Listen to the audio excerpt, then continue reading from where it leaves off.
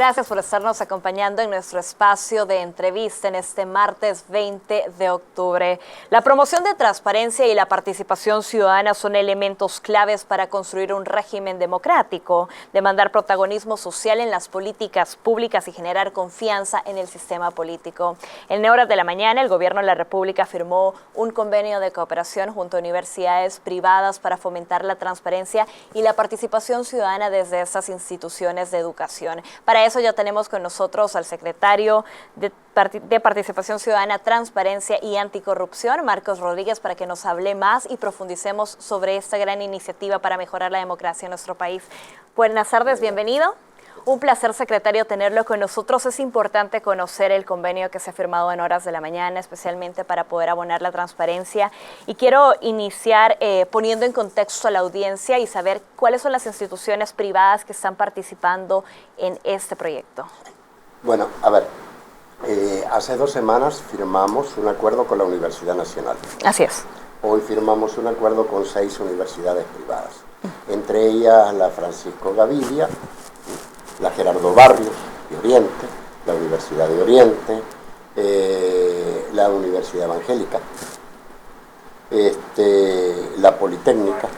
Okay. Y el propósito del convenio es que vamos a cooperar durante un año para fortalecer la currícula educativa. De cada una de las universidades, por ejemplo, ¿cuáles son las áreas de trabajo definidas dentro de esta currícula? Bueno, participación, transparencia y lucha contra la corrupción. Y transparencia tiene que ver con acceso a la información y con rendición de cuentas. Muy bien, esos son los temas que maneja la Secretaría. Perfecto, seguiremos abonando este punto. Nosotros tenemos que hacer una pausa en estos momentos y ya volvemos con más de esta entrevista.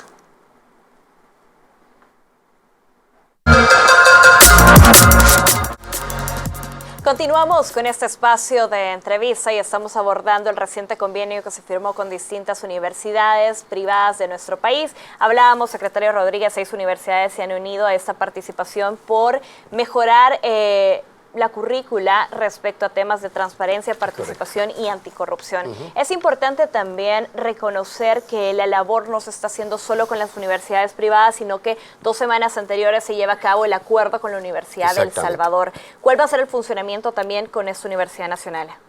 Bueno, lo que se va a hacer básicamente es que las distintas universidades van a pedir asistencia curricular para incluir temas y contenidos en su currícula de formación en sus distintas carreras. Nosotros también vamos a asistirlos en cuanto a formar profesores, darles material didáctico en la medida que contemos con eso. Y también ellos van a ayudar en la medida de lo posible a hacer investigaciones con respecto al estado de la transparencia y la participación en el país.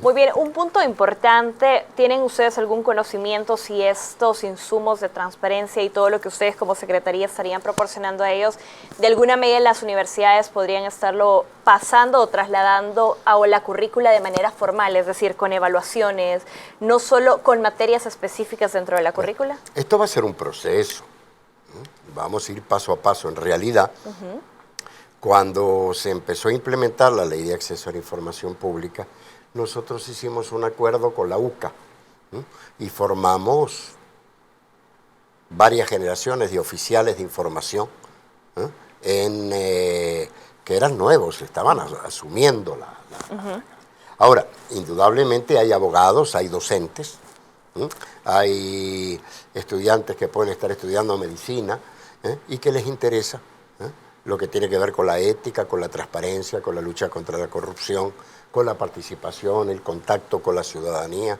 la importancia, cuál es la información que puede ser relevante para que la gente se involucre en mayor medida, ¿verdad?, de las políticas públicas. Y en ese sentido vamos a ir afinando en grupo, pero también con cada universidad, cuál es la asistencia que le podemos brindar. Lo que queda claro es que la entidad del país que ha trabajado más tiempo el tema dentro del ámbito público es la Secretaría, que antes era Subsecretaría de Transparencia y que viene trabajando esta temática desde el año 2009.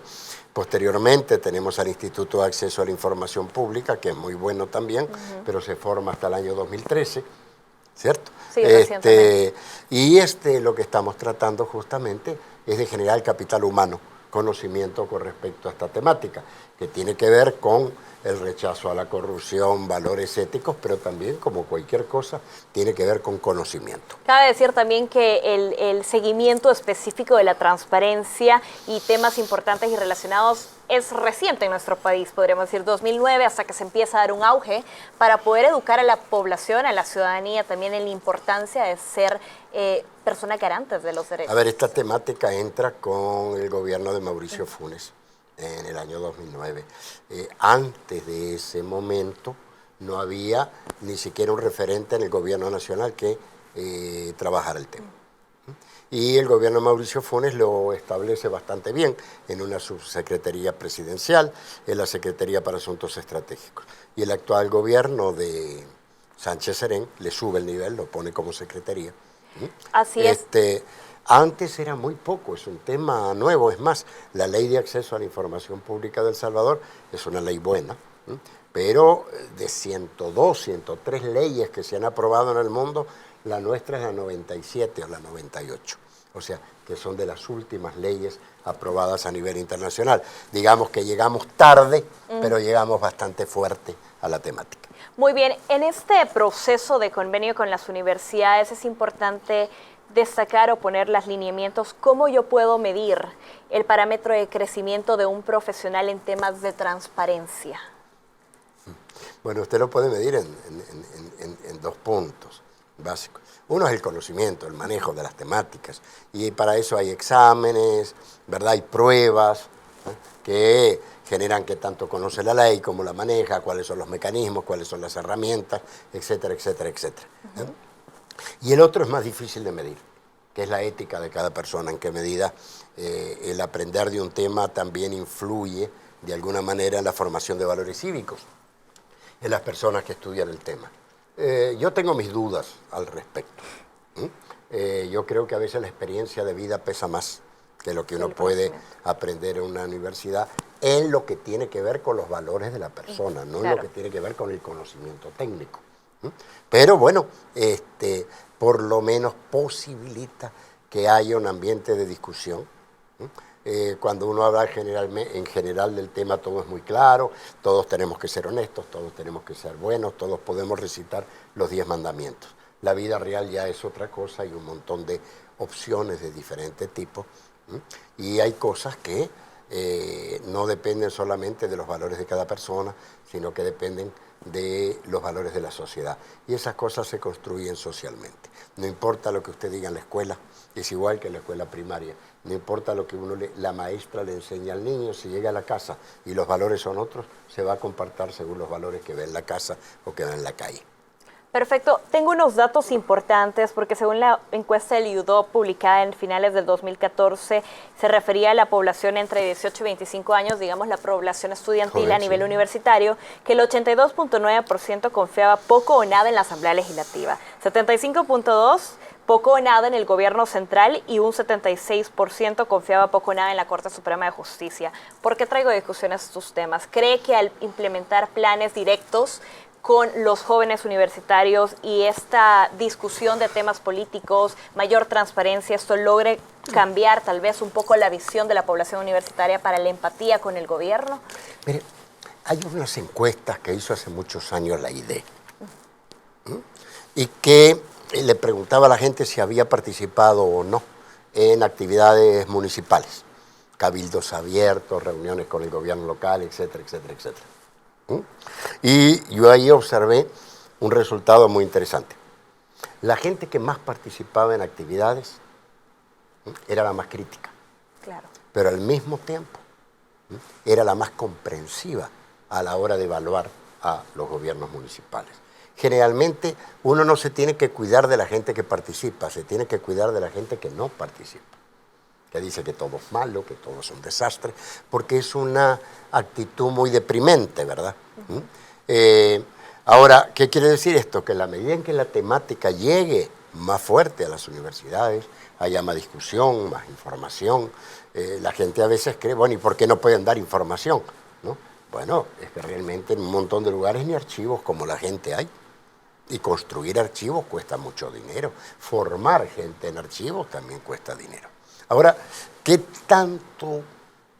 Yo en términos generales creo que en El Salvador hay poca confianza en las instituciones. Pero, sin referirme a la UCA, refiriéndome al Latinobarómetro, que es una medición de encuestas en toda América Latina, realmente El Salvador no destaca como un país mal situado. Quiere decir que estamos todos bastante mal. En realidad la gente tiende a desconfiar de las instituciones que no controla, que no tiene información. Y cuando hay crisis económica como hay ahora en Europa, y ha habido hasta hace muy poco en Estados Unidos, los niveles de confianza en el sistema bajan.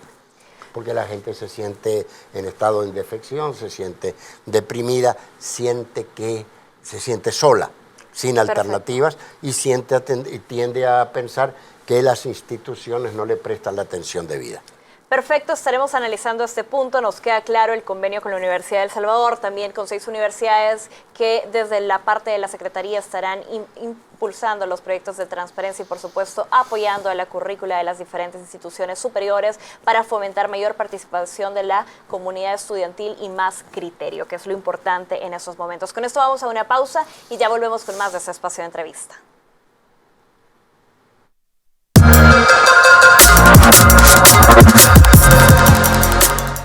Gracias por continuar con nosotros en este espacio de entrevista y es momento de tocar uno de los temas que ha estado en agenda nacional en los últimos días, como lo es el fideicomiso para la creación de empleos en sectores productivos estratégicos. Secretario, conocemos que se maneja por ahora la versión de poder conocer y demandar para la población la transparencia en el manejo de este fondo, de este fideicomiso FECEPE. Recientemente, específicamente el día de ayer, fue admitida la demanda en su contra y ya se pronunciaba que usted no conciliaría con la ex vicepresidenta Ana Vilma Escobar como parte del proceso judicial que se pospone. ¿Por qué no conciliar? Bueno, a ver, vamos en primer lugar a dejar claro qué significa que la demanda fue admitida. Muy bien. Significa que técnicamente cumple con los requerimientos de admisión. Y que se debe iniciar un proceso.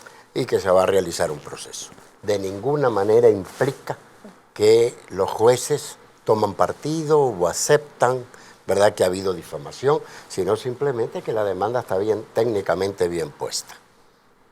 Yo tengo mis propias objeciones, pero bueno, la ley es la ley y los jueces son los jueces. Adicionalmente, tengo que decir que ya ha sucedido en el caso Mason, diputado Mason, que no era diputado, expresidente Funes, que se admitió la demanda, se presentaron los alegatos de las partes y después el juez decidió que no había lugar a demandas. Muy bien. ¿Cierto? O sea Así que es. todavía, el juzgado puede decidir en determinado momento que no da lugar el proceso. Ahora, muy bien, si el proceso diese a lugar, hay una etapa de conciliación, donde se busca que las partes se pongan de acuerdo para parar el proceso. Yo no he leído la demanda, la hemos recibido hasta ahora a la mañana en mi oficina, yo no he estado ahí. Creo que me demanda por $200.000, me han dicho, por daños y perjuicios. Y yo lo que he dicho es que en principio no pienso conciliar. Y no pienso conciliar porque este no es un problema personal entre la diputada y yo, sino que tiene que ver con la transparencia y con la corrupción. Yo siempre he pensado y yo creo que los televidentes van a estar de acuerdo conmigo en que siempre cuando hay conciliación queda un sentimiento raro de que como que se cocinó algo a espaldas del público. Se pusieron de acuerdo, pues. Así es. Y al final no está claro quién ha faltado a la verdad o al debido comportamiento. Yo creo que es muy importante que el país siga cambiando, que se entienda que plantear las cosas correctamente y sin insultos no es difamación. Le voy a poner un caso, es decir, yo lo que estoy planteando son los contenidos de una auditoría muy seria que hizo el Banco Central de Reserva sobre el BMI y sobre el Fondo FESEPE, sobre el fideicomiso. Aquí yo tengo una duda. Y señalando los hallazgos de la investigación. La investigación después hay elementos en la Corte de Cuentas y está en Fiscalía, ¿cierto? Pero la auditoría es la auditoría. Los puntos señalados por la auditoría pueden ser despejados o no. Hay puntos que pueden ser judicializables, hay puntos que no. Pero hay una cosa interesante. La persona que hace la auditoría, Mayra de Munguía, era la jefa de auditoría del BCR y hoy es jefa de auditoría de una organización internacional muy prestigiosa, ¿cierto? Ya no está en el país. Sin embargo, yo estoy en contacto con ella. Es mujer, o sea que no se vale de que hay persecución de género, ¿verdad? Es decir, realmente es una mujer que auditó y no audita a la diputada, audita un fondo, audita un fideicomiso. En aquel momento, el expresidente del Banco Central de Reserva, Carlos Acevedo, es el que pide que se pueda investigar este fondo.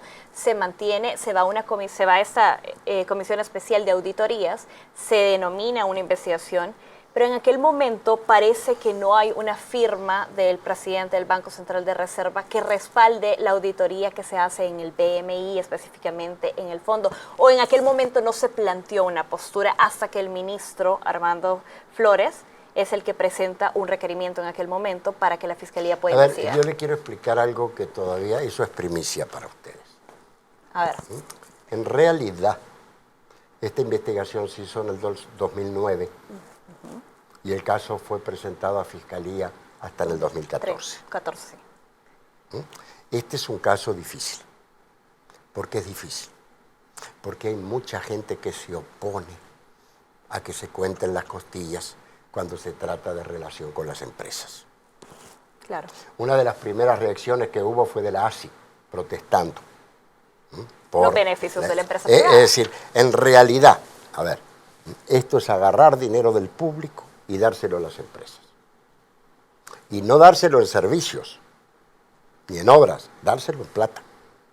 O sea, se desembolsaron 38,5 millones de dólares. Aquí hay un punto que yo me Entonces, cuestiono. lógicamente, no, a ver, hay muchos países que lo hacen, porque se lucha para atraer capital.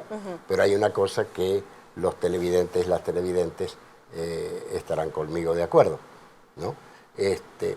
Independientemente de que cuando se compite es válido ofrecer, la administración debe ser impecable. Sin favorecimientos específicos. Sin favorecer empresas, sin conflictos de intereses entre las personas. No puede ser que entre los decisores de adjudicación y los apoderados estaban hermanos, familiares, ¿verdad? Es decir, en realidad son 12 los accionistas de las 15 empresas, porque están repetidos también accionistas en distintas empresas. ¿Verdad? Hay varios hallazgos muy cuestionables, lo que no quiere decir que no puedan ser respondidos, claro. Y la firma responsable es de la jefa de auditoría, de Mayra de Munguía, ¿verdad? Yo recuerdo, porque yo estaba en el gobierno, no cuando se hizo la presentación a Fiscalía, yo ya estaba afuera, estaba en la campaña electoral, me retiré del gobierno en ese momento, pero sí cuando se hizo el estudio, y lo recuerdo, fue muy debatido, porque había gente dentro del gobierno que decía, mira, puede ser cierto lo que aquí dice, pero realmente no hagamos problemas con las empresas. ¿Qué pasa con la comisión especial que estaba a cargo del manejo del fideicomiso? Que dentro de ellos están estos hermanos que usted enuncia, por ejemplo, pero también ellos, dentro de algunas de las declaraciones que han existido, se catalogan como representantes legal únicamente de las empresas y no accionistas. Pero no es únicamente, es nada menos que. A ver, si usted está repartiendo recursos entre empresas, y yo soy el representante de una empresa japonesa y soy su hermano, indudablemente, ¿eso le plantea un conflicto de intereses o no? Claro, por supuesto. Usted no tiene que ser familiar de Yakiro Fukuyama, alcanza con que sea familiar del representante de Yakiro Fukuyama en El Salvador. Esto es parte de las observaciones que se encuentra en la auditoría que presenta el Banco Central de Reserva por el conflicto de intereses. Algo también importante que se encuentra dentro de la auditoría dice que el marco regulatorio para otorgar los beneficios a las empresas era un marco débil o un marco con, dice, razones no fundamentadas. A ver, se señalan dos cosas. En primero, no hay rastros de ninguna convocatoria abierta, es opaco. No está claro cómo llegaron esas empresas. A ver, ¿por qué esas 15 empresas llegan y otras no? No está claro. Nunca hubo una publicación. Una convocatoria abierta, no, a propósito de transparencia. Ok, muy bien. Es decir, los auditores consideran que fue poco transparente el proceso. Adicionalmente, consideran que no había reglas claras. Exacto. Que los márgenes de discrecionalidad eran muy grandes. También considera que hay accionistas de las empresas en pares que se repiten entre ellas. Así es. En realidad hay 12 accionistas para 15 empresas.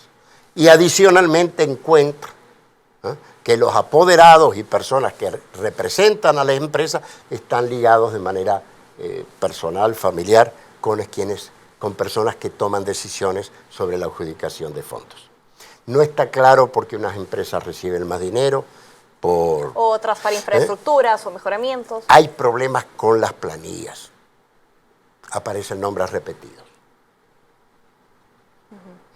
El convenio plantea que hay, cuando se firma un convenio, un mínimo de 250 puestos de trabajo. Así es. No se cumplió ese mínimo en muchísimos casos, en otros sí. Y se siguió y no se requirió dinero en algunos el dinero. Casos. O sea, que hay una considerable cantidad de puntos oscuros que habría que aclarar.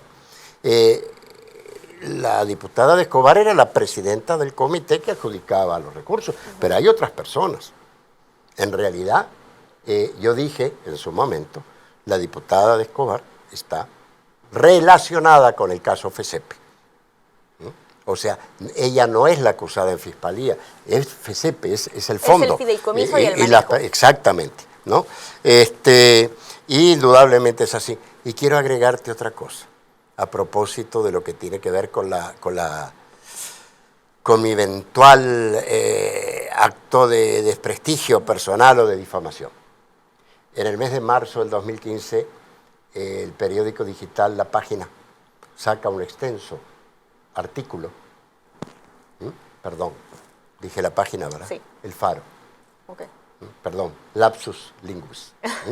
El periódico digital El Faro saca un extenso artículo, los artículos de El Faro son extensos por lo general, que se basa en el mismo documento de auditoría y dice las mismas cosas que yo estoy diciendo aquí. Es más, como había una cierta relación entre una de las empresas y el candidato a la alcaldía de San Salvador, Edwin Zamora, también hay una entrevista y un cuestionamiento al candidato por el Partido Arena a la alcaldía de San Salvador en aquel momento. ¿Cierto? Bueno, que yo sepa, hay una entrevista también telefónica a la diputada de Escobar, de los periodistas del Faro, ellos dejan planteadas las mismas dudas. Que yo sepa, ningún periodista ni el periódico El Faro ha sido demandado por difamación. Una pregunta importante es porque se presenta por parte del Ministerio de Economía un requerimiento para la Fiscalía para que ellos puedan investigar y la Corte de Cuentas, eso se da en 2014, ya lo decíamos. ¿Qué pasó con esa investigación que Fiscalía en algún momento tenía que hacer para conocer realmente qué había pasado con el manejo? No sé. Hasta los últimos datos parece, y según lo que dice la ex vicepresidenta, está libre de cualquier tipo de investigación. No. A ver. La ex vicepresidenta presenta un documento extendido por el secretario general de la Fiscalía, no por el fiscal, donde dice que en archivos no ha encontrado un expediente abierto a su persona. Muy bien, no al caso. A su persona. En general, ni un expediente abierto dentro del caso FESEPE, lo cual reconoce que existe el caso, un expediente FESEPE en la Fiscalía. ¿Cierto? ¿Mm? Ahora, ella es, a ver, tiene un puesto relevante porque era la presidenta o la coordinadora de este comité que adjudica, pero hay otras personas. Yo no las quiero mencionar porque va a seguir creciendo el problema y las demandas, pero perfecto, lo pueden buscar en los artículos del Faro si quieren y también en el expediente este que está colgado, ¿no? De la web. Y hay otras personas. Entonces, quiero aclarar lo siguiente. La corrupción generalmente no es solamente que uno agarra el dinero en una caja, lo mete en la bolsa y sale corriendo. A veces son relaciones, por eso el convenio con las universidades, son relaciones que usted queda dudando si son torpes o si hizo con torpeza a propósito. Perfecto. Entonces son cosas turbias, así poco transparentes, donde aparentemente aparecen beneficios indebidos. Y se necesita, por supuesto, el proceso de investigación. Y se necesita investigar, interviene la justicia. Ahora yo quiero terminar diciendo, porque me da la impresión que nos queda poco tiempo, así es, que en cualquier caso una cosa es el proceso judicial, fiscalía y lo que sea. Otra cosa es la rendición de cuentas. Yo creo que la diputada entendió que cuando yo hablo de rendición de cuentas, hablo de la Corte de Cuentas. Y yo no estoy hablando de la Corte de Cuentas. Yo estoy hablando de lo que estamos haciendo usted y yo en este momento. Es un principio ético de la administración, es que los funcionarios damos explicaciones. Alguien me demandó explicaciones por si tengo familiares trabajando en el Estado el fin de semana, y yo contesté. Y contesté por el mismo medio que me preguntaron, y el que me preguntaba es un diputado de Arena. Y yo le podría haber dicho, bueno, ¿y a usted qué le importa? Porque los areneros son peores. No, dije, usted tiene derecho, es parte de la ética del funcionario público. Muy bien, con esto yo me tengo que despedir porque el tiempo se me acabó, secretario, pero seremos pendientes, por supuesto, de este caso y de la investigación que Fiscalía haga específicamente por el manejo de este fideicomiso en pro de la población y de la transparencia que todos los ciudadanos salvadoreños merecemos. Con esto le agradezco su tiempo y su Muchas gracias, encantado. Muchísimas gracias. Con esto nosotros vamos a pausa. Buenas tardes y al regresar tenemos más noticias.